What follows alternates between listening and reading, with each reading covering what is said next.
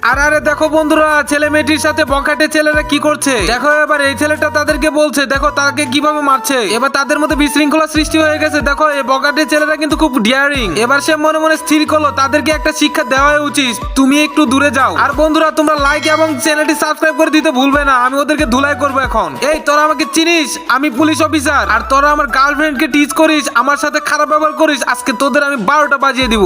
দেখো বন্ধুরা তাদেরকে আমি কিভাবে ধুলাই করছি। তোমরা আমার চ্যানেলটি সাবস্ক্রাইব করে দিয়েছো তো?